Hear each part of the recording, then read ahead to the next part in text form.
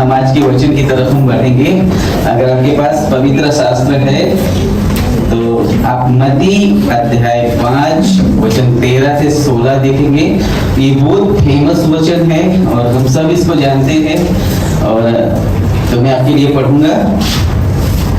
तुम पृथ्वी के नमक हो, परंतु यदि नमक का स्वाद बिगड़ जाए तो वह फिर किस वस्तु से नमकीन किया जाएगा, फिर वह किस काम का नहीं, केवल इसके कि वो बाहर फेंका जाए और मनुष्यों के पैरों तले रौंदा जाए। तुम जगत की ज्योति हो। जो नगर पहाड़ पर बसा हुआ है वह छिप नहीं सकता, और लोग दिया जलाकर पैमाने के नीचे नहीं परंतु दीवट पर रखते हैं, तब उससे घर के सब लोगों को प्रकाश पहुंचता है।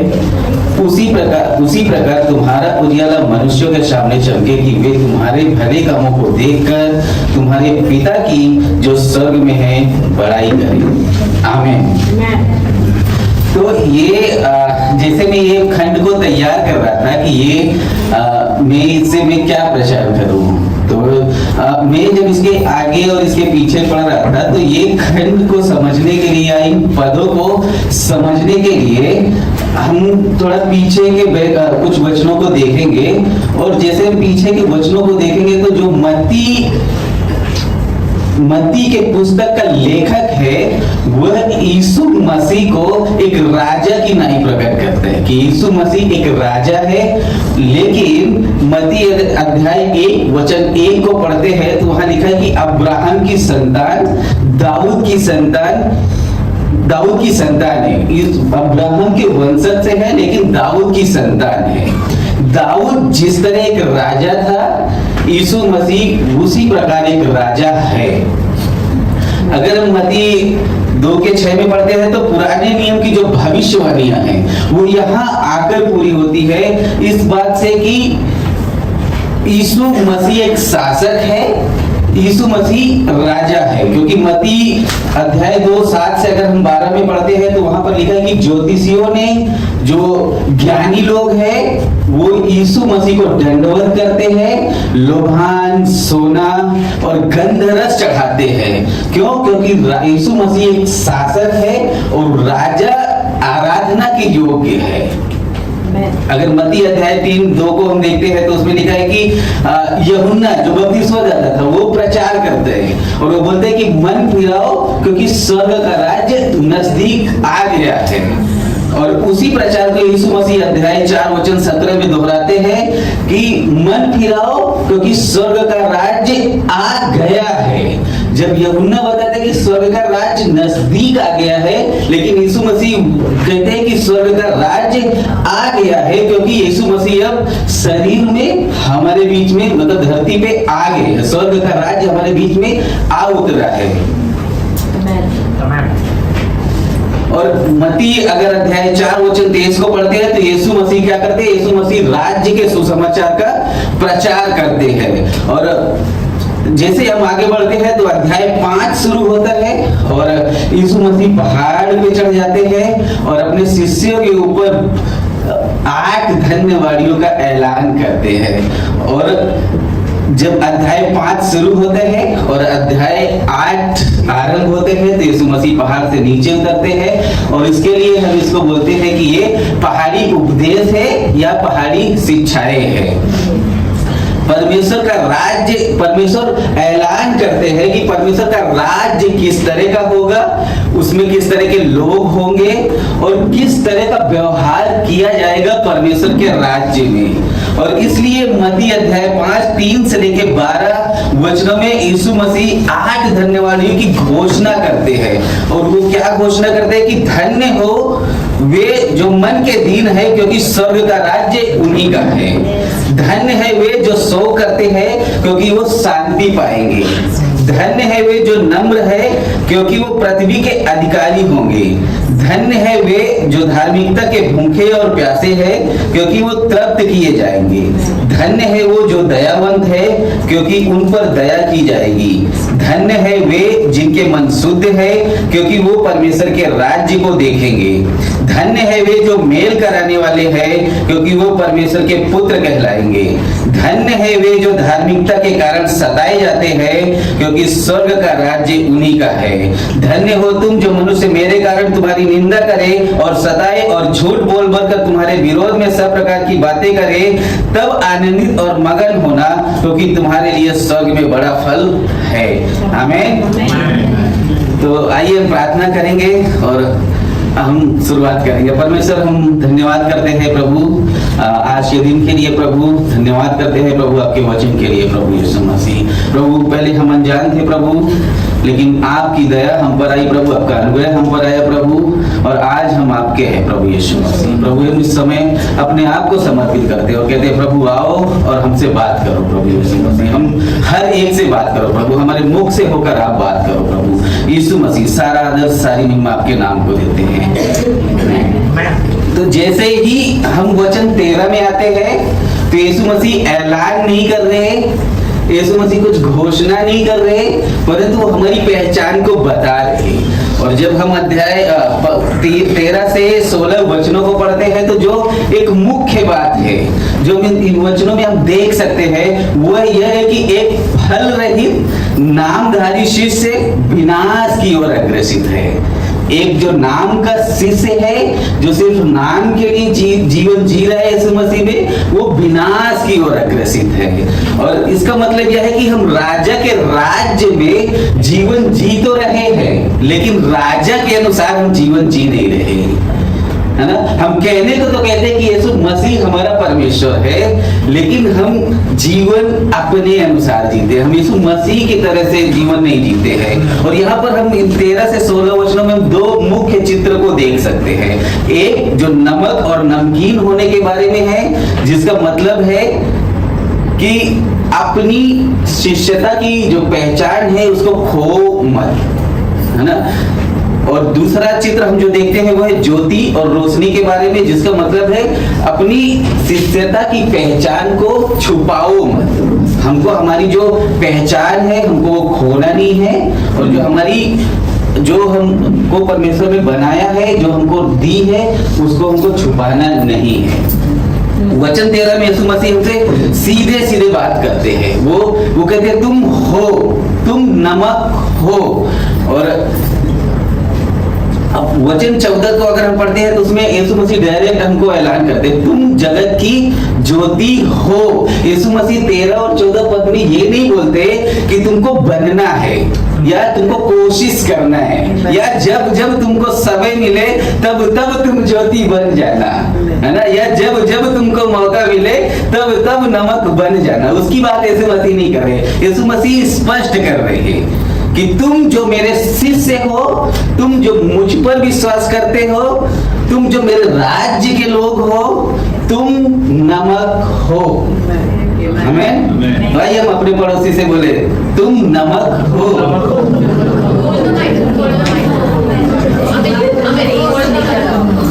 तो हम किसके लिए नमक है?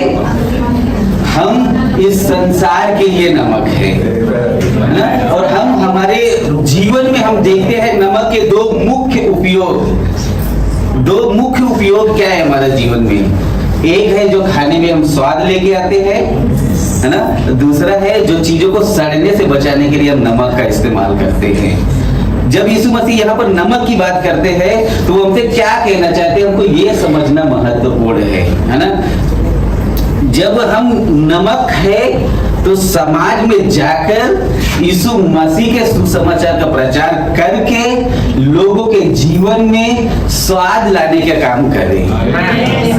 हमें यदि जो नमक है, अगर नमक ही न रहा तो फिर नमक को किस चीज से नमकीन किया जाएगा? ये अगर उसका शाब्दिक अर्थ देखेंगे ना गहराई से, यदि नमक मूर्ख बन जाए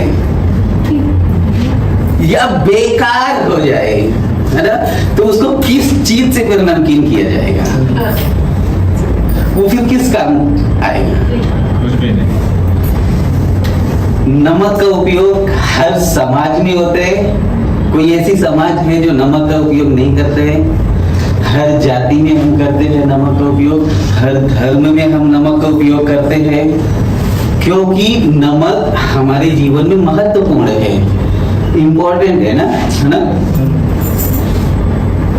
चाहे नमक का कार्य जो भी हो, चाहे वो स्वाद लाने का कार्य हो या सड़ने से चीजों को बचाने की, अगर नमक वही ना करे तो नमक फिर किस काम का। अगर हम यीशु मसीह में है, परमेश्वर ने हमको नमक और ज्योति बनाया है, अगर हम सुसमाचार का प्रचार ही ना करें तो हमारा जीवन किस काम का, किस काम के हैं हम। अगर जिसके लिए परमेश्वर ने हमको चुना है और वो हमारे लिए काम क्या है, परमेश्वर ने हमको सिर्फ एक आज्ञा दी है।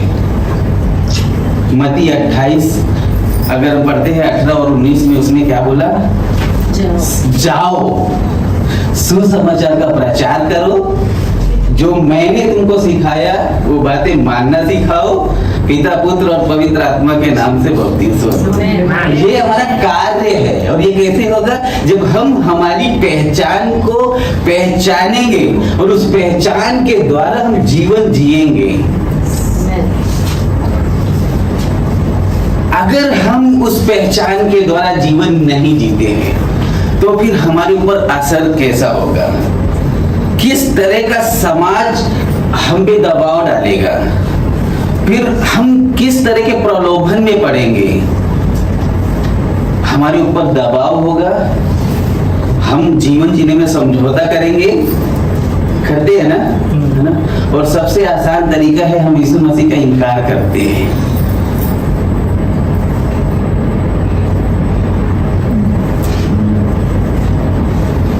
इसलिए यीशु मसीह 13 वचन में बोलते हैं कि तुम नमक हो, तुम्हारी पहचान है ये। हम परमेश्वर के शिष्य होने के नाते, उसके बेटा और बेटी होने के नाते हमको सुसमाचार का प्रचार करना है। हम जानते हैं हमारी पहचान क्या है, हम समझते हैं। अगर उस पहचान के साथ हमको संसार ज्यादा अच्छा लगता है, संसार ज्यादा प्रिय लगता है, संसार की बातें हमको ज्यादा प्रिय लगती है, तो फिर हम किस काम के, सिवाय बाहर फेंकने की। यह जो धन्यवादी हमको दी गई, ये सच्चे मसीही की पहचान है, एक सच्चे परमेश्वर के पीछे चलने की ये पहचान है। हम उसके बेटा और बेटी है, हम उसके राज्य में हैं। वचन 13 के अंत में लिखा है कि बाहर फेंक देना चाहिए। अगर नमक ना रहा तो उसको फेंक देना चाहिए, अगर वो स्वाद लेके ना आए। अगर हमारे जीवन में यह धन्यवादियों के अनुसार हम जीवन नहीं जीते, हम सुसमाचार नहीं दिखाते हैं, नहीं प्रचार करते हैं, तो फिर हमारा जीवन व्यर्थ है। आमीन। फिर किस लायक है हम, हमको राज्य से निकाल दिया जाएगा। अगर हम वही कार्य नहीं कर रहे तो हम क्यों राज्य के लोग होंगे। अगर हम राज्य के कानून से नहीं चलेंगे तो फिर परमेश्वर हमें निकाल देगा। चाहे हम प्रार्थनाएं कितनी भी कर लें, चाहे बाइबल कितनी भी पढ़ते हो, हम चर्च में हो जाए, लेकिन अगर हमारा जीवन वैसा नहीं जीते जैसे परमेश्वर हमको चाहता है तो फिर ये सब व्यर्थ है। वचन 13 के सबसे लास्ट में लिखा है बाहर फेंका जाए और पैरों तले रौंदा जाए। सिर्फ बाहर फेंका ही नहीं जाएगा परंतु पैरों के तले भी रौंदा जाएगा। और हम ये देख सकते हैं कि अंत के दिन में एक न्याय का चित्र है। जब यीशु मसीह आएगा न्याय के लिए, अगर हम ऐसा जीवन नहीं जिएंगे तो हमको फेंका ही नहीं जाएगा तो हमको रौंदा भी जाएगा। आमीन। यीशु मसीह यहाँ कुछ और होने के लिए बात नहीं कर रहे, वो सिर्फ हमको हमारी पहचान को स्पष्ट कर रहे। तुम नमक हो, यह तुम्हारी विशेषता है, यह तुम्हारी पहचान है, यह तुम्हारी विरासत है। तुम इसको छुपाओ नहीं, तुम इसके साथ जीवन जियो। ये तुम्हारी संपत्ति, इसको तुमसे कोई छीन नहीं सकते। हमें ये जो हम हैं, हमारी पहचान को हमसे कोई छीन नहीं सकते। हमारा दर्शन क्या है वन नेशन चर्च का ये साल का, अगर आप लोग को याद होएगा तो जब हम हिंदी और इंग्लिश सभा अलग होने की बात कर रहे थे तो दर्शन शेयर किया गया था कि 100 के तादाद में इंग्लिश और हिंदी का। कैसे होएगा? जब तक हम नमक बन के स्वाद नहीं लाएंगे तब तक कैसे पॉसिबल होगा? कैसे हम उस लक्ष्य तक पहुंचेंगे? वचन 14 में लिखा है कि तुम जगत की ज्योति हो, जो नगर पहाड़ पर बसा हुआ है वह छिप नहीं सकता। जहां पर भी परमेश्वर ने आपको और मुझे रखा है वहां पर हम जगत की ज्योति हैं, जगत के नमक हैं। आपस में एक दूसरे के साथ, जिनके साथ हम समय बिताते हैं, जिनके साथ हम रहते हैं, उनके लिए यहाँ पर यीशु मसीह ये नहीं बोल रहे कि तुमको नमक होना है ना। हम है इस पहचान को यीशु मसीह स्पष्ट कर रहे कि तुम जगत के नमक हो, तुम जगत की ज्योति हो। जब हम पहाड़ पे बने हुए घर को देखते हैं तुमको दूर से दिखते हैं, वो छुप नहीं सकता है। वो चाहे अंधेरा हो, चाहे काली रात हो या कैसी भी रात हो, वो घर दिखेगा ही दिखेगा, वह छुप नहीं सकते। अगर हम यीशु मसीह के शिष्य हैं तो हमें दिखाना भी है, छुपो नहीं, हमको छुपना नहीं, हमको शर्माना नहीं है, हमको डरना नहीं है। हम डरते हैं, हम कभी कभी घबरा जाते हैं कि अगर मेरा पड़ोसी जानेगा अरे ये चर्च में जाते हैं तो क्या कहेंगे। हमको डरना नहीं है। शायद समाज हमारा विरोध करेगा, घर वाले हमको त्याग सकते हैं, दोस्त हमको छोड़ के जा सकते हैं, हमारे अपने हमको ठुकरा सकते हैं, लेकिन परमेश्वर ने जो हमको पहचान दी है उससे हम छुप नहीं सकते हैं, उससे हम भाग नहीं सकते हैं। अगर परमेश्वर ने हमको पुरुष बनाया है तो मैं पुरुष हूं। मैं कितना भी साड़ी पहन लूं या सलवार सूट पहन लूं, बाल बड़े कर लूं, लेकिन मैं मेरी पहचान को छुपा नहीं सकता हूं। तो अगर परमेश्वर ने हमको नमक और ज्योति बनाया है तो हम छुप नहीं सकते। जैसे पहाड़ पे बसा हुआ घर छुप नहीं सकता है। हमें मैं मेरी गवाही बताता हूँ कि जहां मैं कदमवाड़ी में पहले रहता था, शायद मुझे लगता है, लेकिन मैं 100% बोल नहीं सकता हूँ कि यही वजह होगी, हम उस जगह पर सुसमाचार का प्रचार कर रहे थे और हर एक जन यीशु मसीह के बारे में जानते हुए, लेकिन हमारा काम था प्रचार करना और हमने हर एक को सुसमाचार का प्रचार किया। और इसका नतीजा ये हुआ कि हमारे जो मकान मालिक थे उन्होंने हमको घर खाली करने के लिए बोला अचानक से। तो मैं बोला क्या प्रॉब्लम क्या है? बोला नहीं, हमको दूसरा पार्टी आ रहे हैं, वो हमको भाड़ा बढ़ा के दे रहे हैं। तो मैं बोला ओके ठीक है, हम भाड़ा बढ़ा के देंगे। तो बोले नहीं, वो 1000 रुपये भाड़ा दे रहे हैं। तो बोला ठीक है, मैं 1000 रुपये दूंगा। दूसरे दिन वो 1500 रुपये दे रहे हैं, वो 2000 दे रहे हैं, वो 2500 देने के लिए रेडी है। मैं बोला एक काम करो, मैं घर खाली करूंगा, आप उनको दे दो, आपका भी नुकसान नहीं होगा। और हम लोग घर ढूंढने के लिए गए। हमने जो घर हमको मिला, लेकिन वो 3 महीने के बाद खाली होने वाला था। और जो ओनर था, जिस घर में हम जाने वाले थे, हमको एक दूसरे रूम में शिफ्ट करने के लिए सोच रहा था कि 3 महीने के लिए टेम्पररी में शिफ्ट करता हूँ। और हमने जो घर देखा वो हमको मिला। हमने एग्रीमेंट के पेपर दिए, चेक दिया और आधे 1 घंटे के बाद फोन आता है कि हम तुमको घर नहीं देंगे। क्यों? क्या हो गया? आप क्रिश्चियन हैं। ओके, इस वजह से नहीं देगा। हमको कोई लफड़े वाले लोग नहीं मांगते हैं। ओके ठीक है, थैंक यू। हम लोग दूसरा घर देखने को गए, दूसरा घर पसंद आया, चेक दिया, सारे कागज दिए और हम बताया हम मसीही है और हमारे लोग आएंगे, प्रार्थना करेंगे, हम 8-10 लोग कभी कभी इकट्ठा होंगे हफ्ते में, ठीक है। उसने पेपर लिया, चेक डाला, चेक पास हो गया और तीसरे दिन मुझे फोन करते हैं हम आपको घर नहीं देंगे। क्यों अंकल, क्या हो गया? नहीं, आपका वाइफ मुस्लिम है, तुम हिंदू है, अभी तुम बोलते हैं क्रिश्चियन है, हमको घर नहीं दे रहे।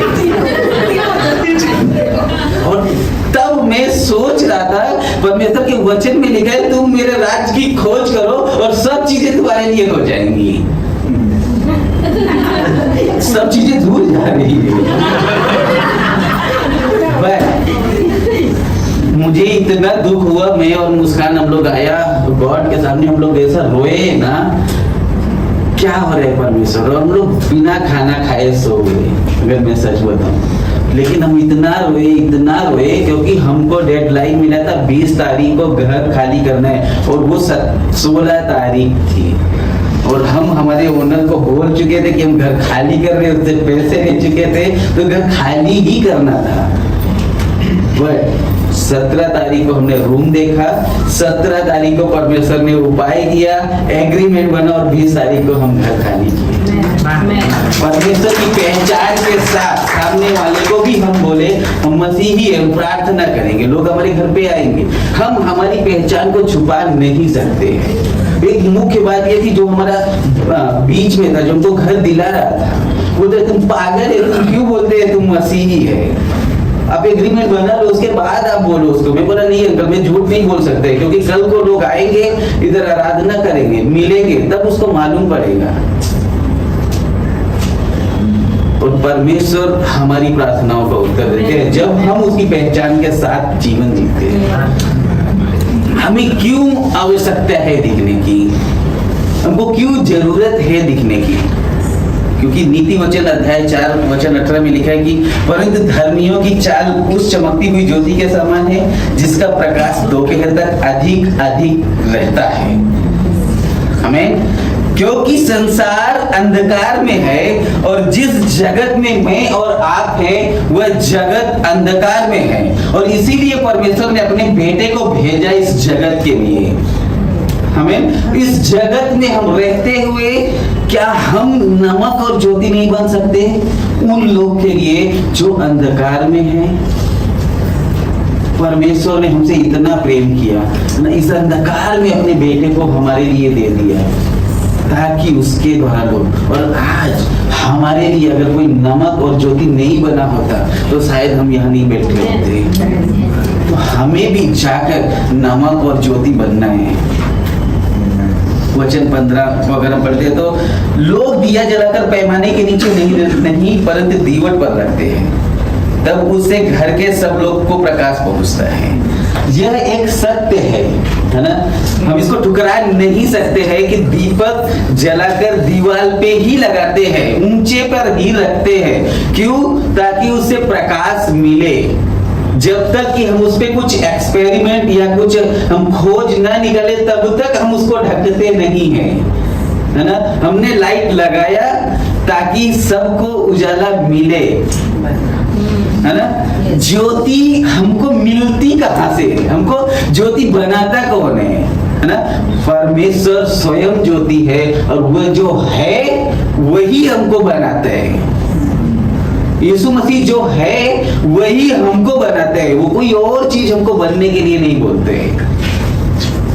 यूहन्ना अगर 9 अध्याय 5 वचन को पढ़ेंगे तो लिखा है कि जब तक मैं जगत में हूं तब तक जगत की ज्योति मैं हूं। यूहन्ना 8:12 में लिखा है कि यीशु मसीह ने फिर लोगों से कहा जगत की ज्योति मैं हूं, जो मेरे पीछे हो लेगा वह अंधकार में न चलेगा परंतु जीवन की ज्योति पाएगा। यूहन्ना 12:46 में लिखा है कि मैं जगत में ज्योति होकर आया ताकि जो कोई मुझ पर विश्वास करे वह अंधकार में ना रहे। आमीन।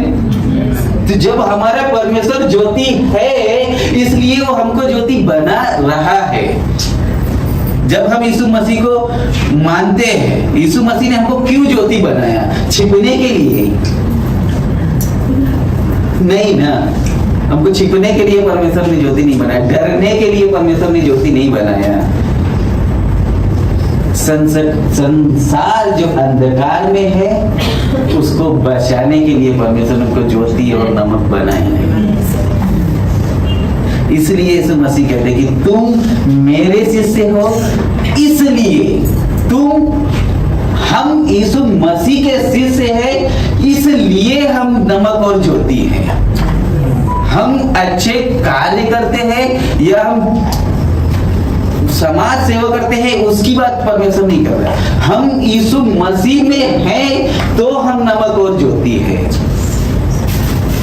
हमें तो उस जो पहचान को हमें छुपाना नहीं है। वचन 16 में लिखा है कि उसी प्रकार तुम्हारा उजियाला मनुष्य के सामने ऐसा चमके कि वो तुम्हारे भले कामों को देखकर तुम्हारे पिता की जो स्वर्ग में है बड़ाई करे। हमें जो समाज में हम रहते हैं, जिस जगह पर रहते हैं हम, उस जगह से आरंभ होता है हमारे काम कैसे है, हमारे स्वयं के परिवार में, हमारे बीवी बच्चों के साथ मेरा चरित्र कैसा है, मेरे बीवी बच्चों के साथ मेरे काम कैसे है। हमारा काम वहां से शुरू होता है। जिस जगह पर हम काम करते हैं उस जगह से शुरू होता है हम कैसा समाज में असर ला रहे हैं। मैं बताऊं, जब हम कदमवाड़ी में रह रहे थे ना, हमने हर एक को सुसमाचार दिया और वहां से कई लोग कलीसिया में भी आए। और मीनाक्षी और राहुल हमारे बीच में, पुष्पा हमारा बीच में। पुष्पा हमको हॉस्पिटल में मिली, हमारे लिए एडमिट थी। एक मुस्कान ने वहां सुसमाचार बताया। जब हम तकलीफ में भी थे तब भी यीशु मसीह का सुसमाचार करना है हमको मीनाक्षी और राहुल मिले कहाँ से? मुस्कान की काम में थी, जहां वो काम करती थी उधर काम करने के लिए आती थी, उधर सुसमाचार सुनाया। अगर हम डरते तो शायद हम इनको हमारे बीच में नहीं देख सकते थे। हमारा काम है, हमारा हम दिखाते हैं कि परमेश्वर ने जो हमको पहचान दी है, हमें उसे छुपाना नहीं है, हमें उसे खोना नहीं है। हमारे क्या है भले काम, क्या ऐसा हम काम करें जिससे परमेश्वर की महिमा हो। बीमारों के लिए प्रार्थना करना, गरीबों को खाना खिलाना, जरूरतमंद की चीजें देना जिसको जरूरत है, बस यही तक सीमित है। बट यीशु मसीह इस खंड में, इस वचनों में इसकी बात नहीं कर रहे, या समाज सेवा की बात नहीं हो रही। हमारे भले कार्य कौन से हमको करना चाहिए? हमारे भले कार्य अच्छा है समाज सेवा करना, लेकिन यीशु मसीह जो यहाँ बात कर रहे हैं वो अलग है। वो यीशु मसीह हमसे बोल रहे वचन अगर हम पढ़ेंगे तो हम देखते हैं 5 अध्याय 13 से 12 में, ये हमारे है कार्य। धन्य है वो जो मन के दीन है। हम जानते हैं हमारे पाप के विषय में, हम शोक करते हैं उसको लेके। यही है हमारी पहचान, यही है हमारे भले कार्य।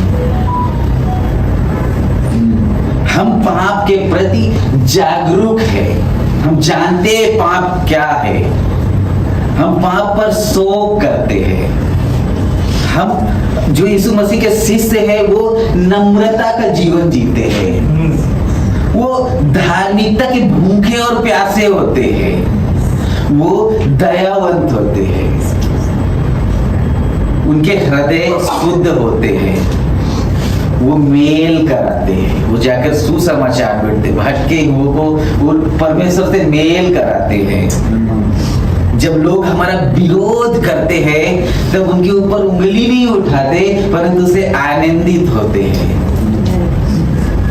यह है एक सच्चे परमेश्वर के बेटे और बेटी होने का परिणाम। ये है हमारे कार्य, ये है हमारे गुण जो हमको दिखाना है।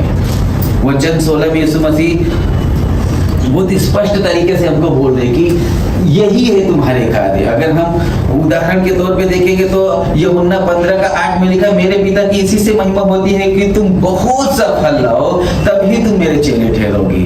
फिलिपियों 1:11 में लिखा है कि उस धार्मिकता के फल से जो यीशु मसीह के द्वारा होते हैं भरपूर होते जाओ, जिससे परमेश्वर की महिमा और स्तुति हो। अगर हम इन धन्यवादियों के अनुसार जीवन जिएंगे, हम अपने पाप को जानेंगे, हम दयावंत होंगे, हम शोक करेंगे, हम आनंदित होंगे, तब लोग देखकर यह समझेंगे कि हाँ, इनका परमेश्वर सच्चा है, इनका परमेश्वर उत्तम है।